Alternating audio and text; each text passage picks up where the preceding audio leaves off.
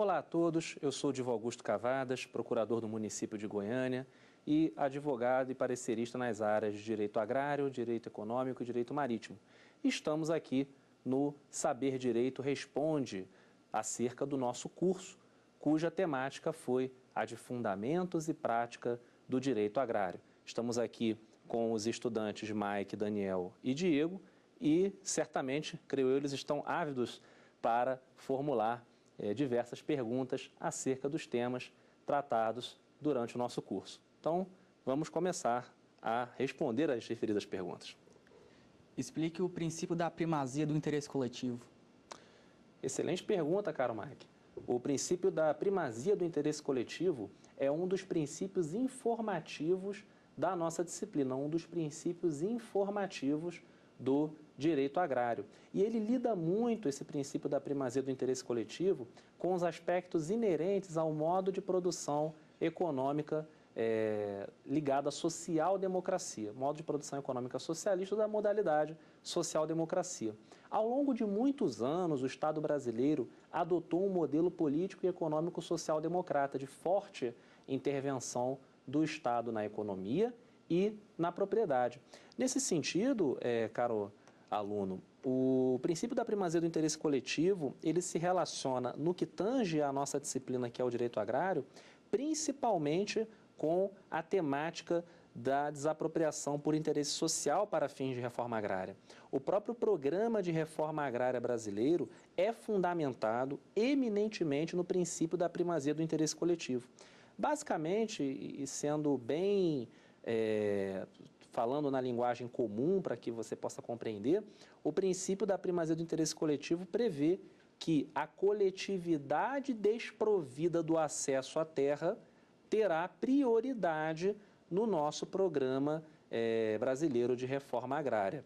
Nesse sentido, o princípio da primazia do interesse coletivo relaciona-se intimamente com os mecanismos de implementação desse programa de reforma agrária, mormente a desapropriação por interesse social, que é regulamentada pelas leis 4.132 de 1962, 8.629 de 1993 e pela Lei Complementar 76, também de 1993, cada qual cuidando de uma fase respectiva desse procedimento de desapropriação por interesse social para fins de reforma agrária.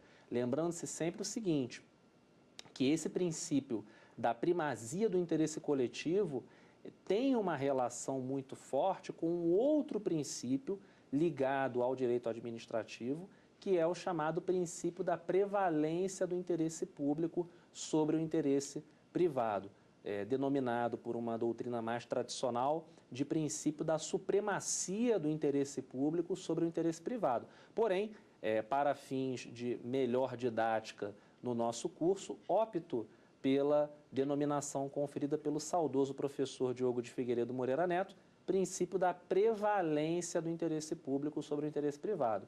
Este princípio da prevalência do interesse público sobre o interesse privado no âmbito do direito administrativo possui como reflexo, no âmbito de nossa disciplina, que é o direito agrário, na figura do princípio da primazia do interesse coletivo. Eu espero que a pergunta tenha sido respondida, caro Mike, e que você possa ter compreendido os diversos aspectos, as diversas nuances do princípio informativo da primazia do interesse coletivo. Vamos à nossa próxima pergunta. Professor, qual a demanda mais comum acerca de direito agrário? Excelente pergunta, caro Daniel. E a sua pergunta, ela se relaciona muito com a metodologia que tentamos empreender ao longo do presente curso. Ao longo do nosso curso de Fundamentos e Prática do Direito Agrário, tentamos trazer muitos elementos da prática agrarista para as aulas que lecionamos aqui no Saber Direito. Até mesmo porque a teoria dissociada da prática é letra morta. E enquanto a letra mata, o espírito vivifica. Eu sempre costumo falar isso em todas as aulas que leciono, como uma forma de explicar aos alunos que sempre é interessante, seja você advogado, seja você estudante para concursos públicos, seja você estudante da graduação ou da pós-graduação, é sempre importante contextualizar a teoria com exemplos da prática.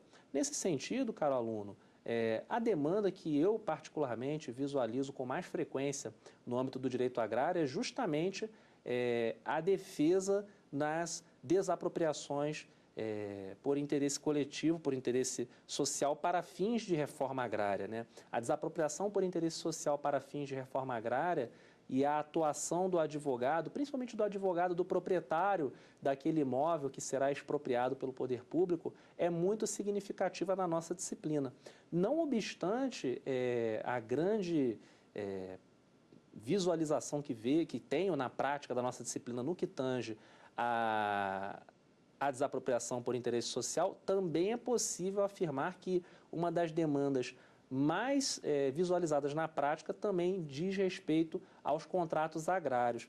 Nesse sentido, os contratos agrários e todo o debate e eventual litígio que possa ocorrer ao longo de seu desenvolvimento, seja um contrato na modalidade de arrendamento rural, seja um contrato na modalidade de parceria rural, são temas que possuem uma incidência prática muito forte. Ao longo do nosso curso eu tentei trazer essa informação aos senhores. Os dois maiores temas do direito agrário no que tange à prática agrarista são justamente a desapropriação por interesse social para fins de reforma agrária e a temática dos contratos agrários, não apenas dos contratos tipicamente agrários, que são o arrendamento e a parceria, mas também do contrato de trabalho rural regulamentado pela Lei 5.889 de 1973, também muito visualizado no âmbito da justiça obreira, no âmbito da justiça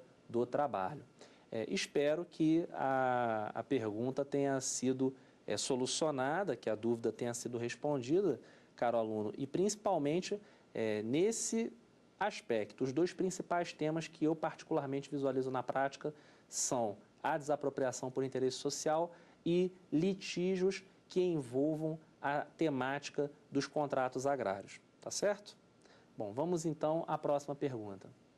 Qual é a sua visão ao artigo 187 da Constituição de 88, que nos traz diretrizes contra a política agrícola nacional e regra? São vistas como instruções pelo geral, mas deve ser lembrado que são obrigações quanto à desapropriação no caso aí explícito. Excelente pergunta, caro Diego. Principalmente no que tange a uma distinção que fizemos ao longo do nosso curso. É importante distinguir o Programa de Reforma Agrária Brasileiro do Programa ou Política Agrícola Nacional. O Programa de Reforma Agrária Brasileiro, ele tem como a principal disposição constitucional o artigo 184, que já apresenta a temática da desapropriação por interesse social para fins de reforma agrária, cuja indenização será perpetrada por meio de títulos da dívida agrária, os famosos TDAs, títulos da dívida agrária. Já a questão da política agrícola, conforme você muito bem ressaltou, prevista no artigo 187, diz respeito às hipóteses nas quais o imóvel rural já se encontra em estado produtivo. Para que ocorra a desapropriação e para que aquele imóvel rural seja inserido no programa de reforma agrária, há que se considerar a sua improdutividade, seja no uso racional da terra, seja na eficiência da exploração. Se o uso racional, a utilização daquela terra e a eficiência de sua exploração forem consideradas insuficientes, haverá a inclusão daquele imóvel rural no Programa Brasileiro de Reforma Agrária.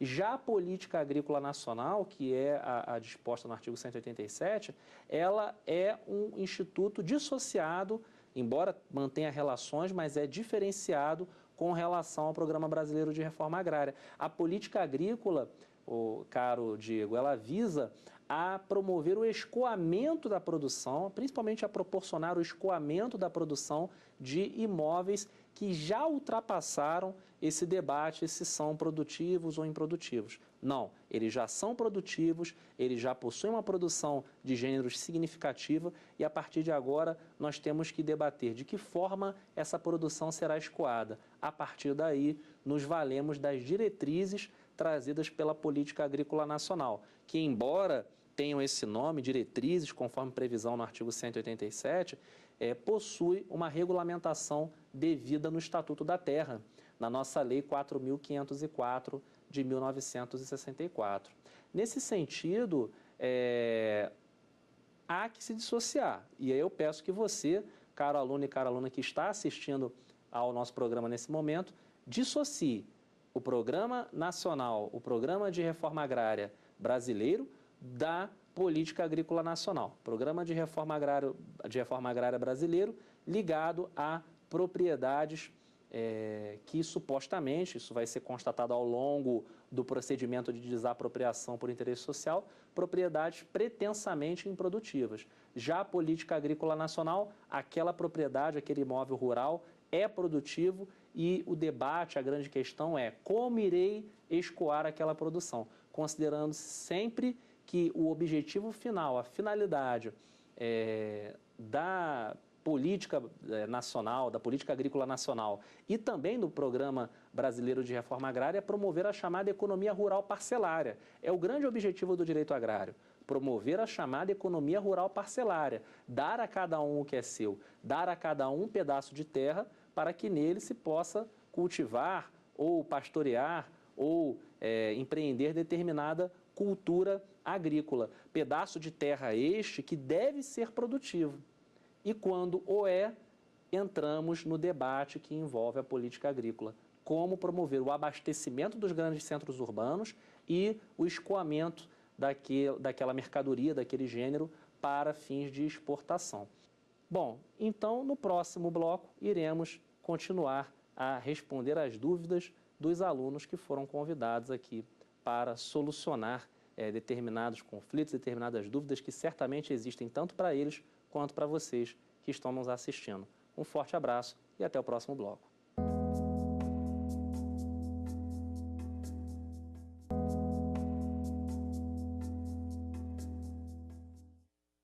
Olá novamente. No primeiro bloco, nós respondemos a diversas perguntas dos alunos convidados pelo programa Saber Direito acerca do curso que ministramos, Fundamentos e Prática do Direito Agrário. E vamos continuar neste bloco a solucionar mais dúvidas acerca da temática desenvolvida ao longo da semana. Então vamos à primeira pergunta. Explique o princípio da proteção do trabalhador rural. Excelente pergunta, caro aluno. O princípio da proteção do trabalhador rural também é um dos princípios informativos da nossa disciplina, um dos princípios informativos do direito agrário. Esse princípio da proteção do trabalhador rural lida muito fortemente com a Lei 5.889 de 1973, que é a Lei do Trabalho Rural. Esse princípio, ele fundamenta também uma série de práticas que podem ser legais ou ilegais no âmbito de nossa disciplina. Por exemplo, o caro Mike, esse princípio da proteção do trabalho rural, do trabalhador rural, ele fundamenta a vedação à prática do chamado Truck System.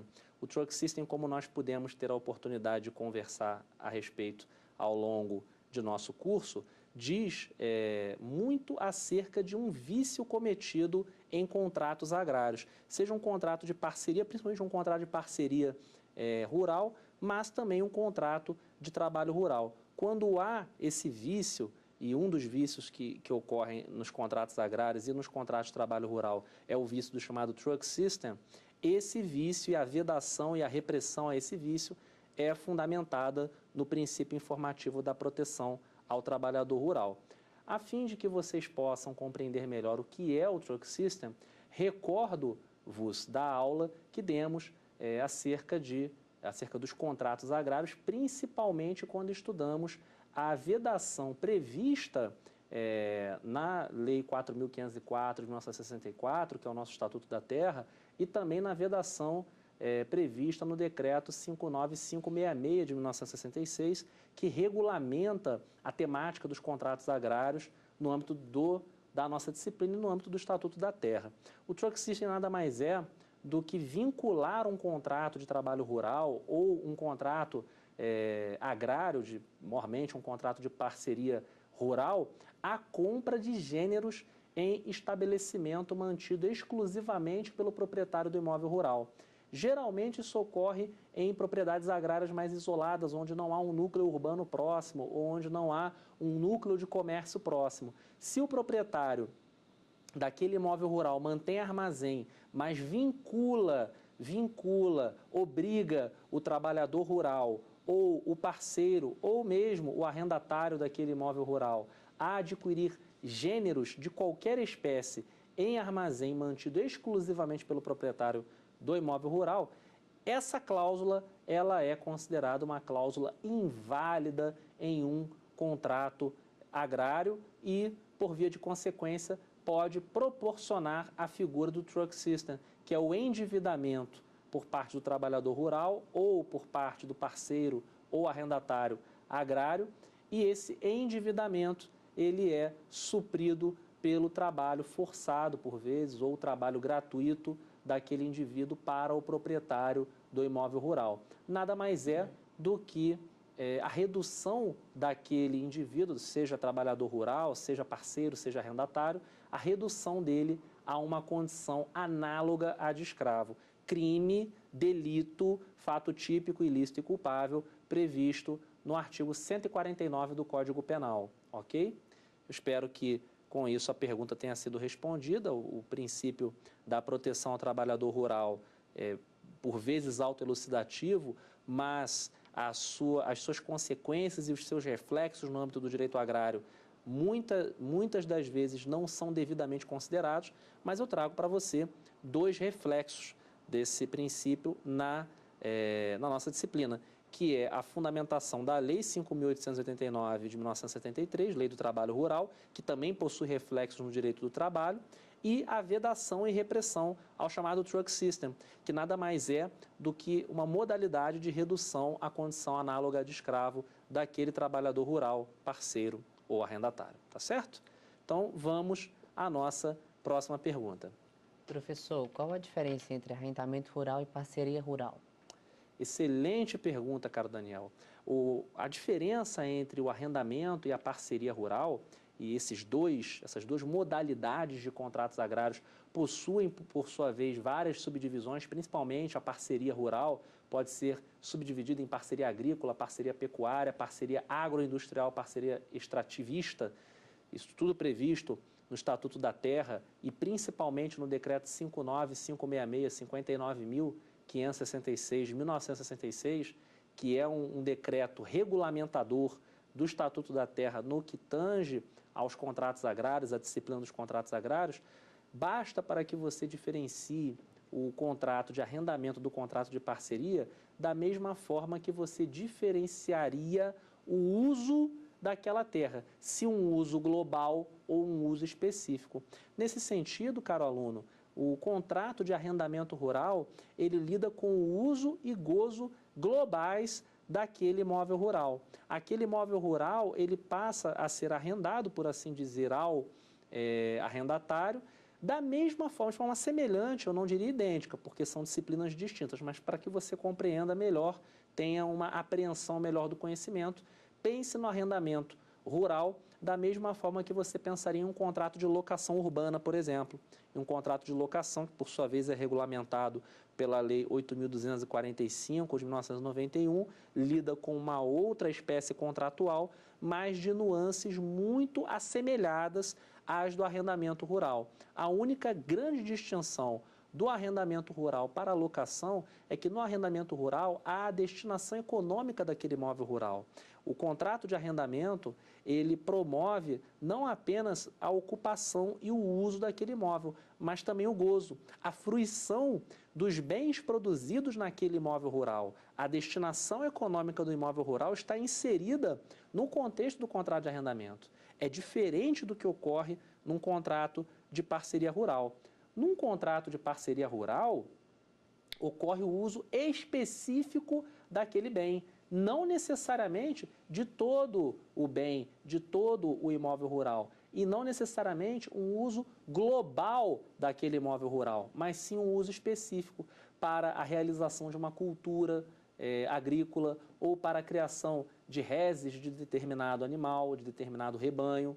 É um contrato de uso e gozo específicos do imóvel rural, ao contrário do que ocorre no contrato de arrendamento rural, onde há um uso e gozo genéricos, gerais, globais daquele imóvel rural. Para maiores detalhes, eu indico a você o estudo dos artigos 3º e 4º do Decreto 59.566, de 1966, que trata justamente do conceito de arrendamento rural e de parceria rural. São artigos muito didáticos e eles trazem todas as nuances de ambos os contratos, os quais eu destaco como diferenças justamente a forma do uso, da ocupação e do gozo ou fruição daquele bem do imóvel rural. Espero que tenha sido solucionada a sua dúvida, solucionado o seu questionamento. Vamos à próxima questão, à próxima pergunta. Professor, a Constituição de 88 recepcionou a Lei de 64, da Estatuto da Terra, 4.504. Com isso, deve ser lembrado a todo momento que a função social da propriedade rural ela não pode fomentar o interesse coletivo, mas realmente trazer a necessidade desse interesse, a necessidade coletiva.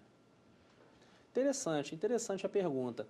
É importante ressaltar que ao longo do nosso curso, nós informamos, principalmente quando tratamos da incorporação e da recepção da Lei 6.969, de 1981, que trata da uso capião especial rural, que também é um tema muito ligado aos aspectos sociais, aos aspectos ligados à primazia do interesse coletivo na nossa disciplina. Tratamos de falar que o fenômeno da recepção constitucional ele pode ocorrer de forma parcial e de verdadeiros trechos, muitas vezes de trechos de artigos, de incisos, de alíneas ou de parágrafos. Ocorreu muito esse fenômeno com o Estatuto da Terra. Diversos foram os artigos do Estatuto da Terra cuja recepção foi parcial de artigos. Mas isso, em momento algum, aconteceu com o princípio da função socioambiental e laboral da propriedade agrária. Nesse sentido, o princípio da função socioambiental e laboral da propriedade agrária, eu prefiro denominar o princípio dessa forma ao invés de simplesmente denominá-lo de função social da propriedade agrária, porque o artigo 186 da Constituição, que nos traz os vetores metodológicos para a aplicação desse princípio da função social, nos traz não apenas a questão social da propriedade agrária, mas também a observância de normas de proteção ambiental e a observância de normas protetivas dos trabalhadores, normas juslaborais, normas do direito do trabalho. Então é mais preferível e mais técnico, até mesmo para a apreensão do seu conhecimento como aluno, entender esse princípio do artigo 186 que foi replicado no Estatuto da Terra como princípio da função socioambiental e laboral da propriedade agrária. E ele lida, sim, em diversos aspectos com o interesse coletivo. É fundamentado, inclusive, pelo princípio da primazia do interesse coletivo no que tange ao primeiro inciso do artigo 186, quando trata do uso racional e da eficiência na exploração da terra. A propriedade produtiva, ela fomenta o uso coletivo daquela terra, ou então o uso produtivo daquela terra, e se não for produtivo, haverá a inclusão daquele imóvel rural no Programa de Reforma Agrária Brasileiro, onde haverá a repartição daquela terra e a sua livre distribuição aos beneficiários do Programa de Reforma Agrária. Nesse sentido, e apenas para que a gente possa finalizar a solução da dúvida do aluno Diego, esse princípio da função socioambiental e laboral da propriedade agrária, além da questão que envolve o interesse coletivo, também envolve uma necessidade social, uma necessidade coletiva. Então, sim, parcialmente você está plenamente correto. Existe, sim, uma primazia, talvez, de uma necessidade coletiva, de uma necessidade social, mas o interesse coletivo, até mesmo para nós observarmos a denominação subsidiada e usada pela doutrina, o interesse coletivo, ele também é uma constante quando aferimos o princípio da função socioambiental e laboral da propriedade agrária. o interesse coletivo nos primeiros incisos e talvez a necessidade social, como você mesmo pôde referir, nos demais, quando tratamos da observância de normas de proteção ambiental e da observância de normas protetivas da legislação laboral, da legislação trabalhista. Espero que tenha sido solucionada a sua dúvida. Bom, por enquanto, as dúvidas, acredito, tenham sido todas solucionadas, melhor dizendo, e espero que o curso tenha sido tão produtivo para vocês quanto foi para mim. Muitas dúvidas surgirão. A nossa disciplina é uma disciplina em eterna construção e reconstrução e possui um desenvolvimento científico muito recente no Brasil. Muito recente, principalmente a partir da década de 1960.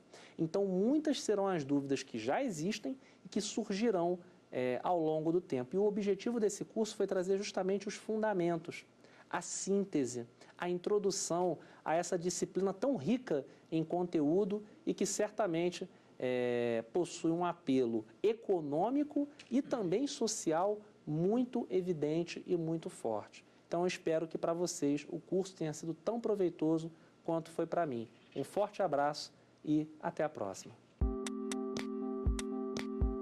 Ficou com dúvidas? Então mande um e-mail para saberdireito@stf.jus.br. E você também pode estudar pela internet.